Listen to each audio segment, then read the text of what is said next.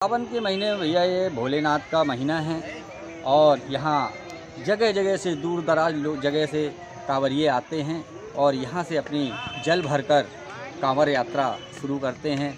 जबलपुर के लोगों के लिए सबसे ज़रूरी हैं मां नर्मदा, क्योंकि उनका शुद्ध जल पीकर ही जबलपुर की जनता अपने काम में उत्साह से रत रहती है। ऐसा कहा जाता है कि पतित पावनी मोक्षदायिनी मां नर्मदा के दर्शन मात्र से व्यक्ति के सारे पाप धुल जाते हैं। तो आज चलते हैं जबलपुर में स्थित मां नर्मदा के तट गौरी घाट में, जहां पर न केवल जबलपुर के लोग बल्कि पूरे भारत से जो भी जबलपुर घूमने आता है वो यहाँ पर सबसे पहले आता है। और यदि जबलपुर के कुछ चुनिंदा टूरिस्ट प्लेसेस की बात की जाए तो उनमें गौरी घाट सर्वश्रेष्ठ माना जाता है। गौरी घाट में सुबह से शाम तक श्रद्धालुओं की भीड़ लगी रहती है और पतित पावनी मां नर्मदा के दर्शन पाकर सभी श्रद्धालुगण हृदय से प्रफुल्लित हो जाते हैं।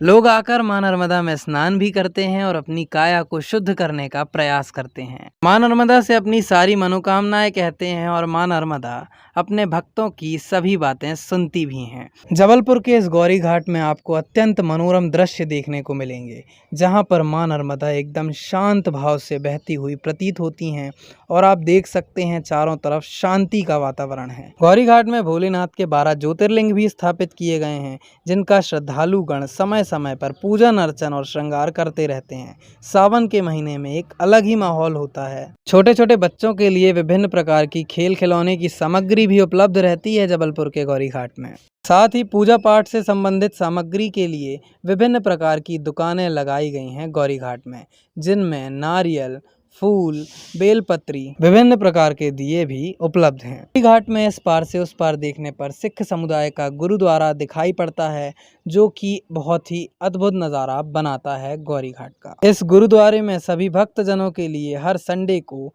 लंगर का आयोजन होता है। आप देख सकते हैं नर्मदा नदी के बीचों बीच स्थित मां नर्मदा का मंदिर पूरी तरह जलमग्न हो चुका है और जब भी जबलपुर में अत्यधिक वर्षा होती है तो पूरा गौरी घाट पानी से भर जाता है और ऊपर लगी दुकानें भी पीछे करनी पड़ती हैं। गौरी घाट में विभिन्न तरह की नाव उपलब्ध हैं, जो आपको इस तरफ से उस तरफ की सैर बड़ी आसानी से करा देंगी और घुमा देंगी जबलपुर के गौरी घाट में मां नर्मदा के चारों तरफ। सावन के ऐसे सुहाने मौसम में मां नर्मदा के दर्शन करने जबलपुर ही नहीं पूरे मध्य प्रदेश और भारत से जो भी श्रद्धालु आते हैं, मां नर्मदा के इस दिव्यतम रूप को देखते ही रह जाते हैं।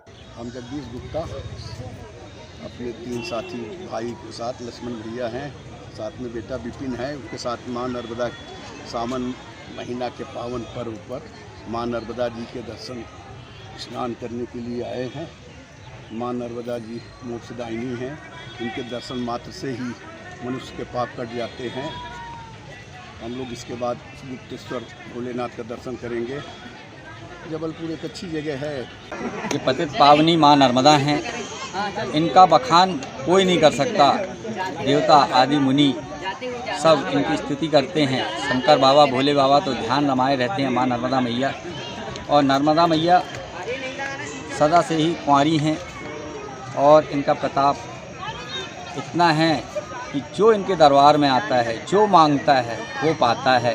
मां नर्मदा पतित पावनी हम प्रणाम करते हैं और यही आशीर्वाद सबके लिए मांगते हैं, भारतवर्ष के लिए मांगते हैं, पूरे हिंदुस्तान के लिए मांगते हैं कि मां नर्मदा सबकी रक्षा करें, हिंदुस्तान भारतवर्ष की रक्षा करें।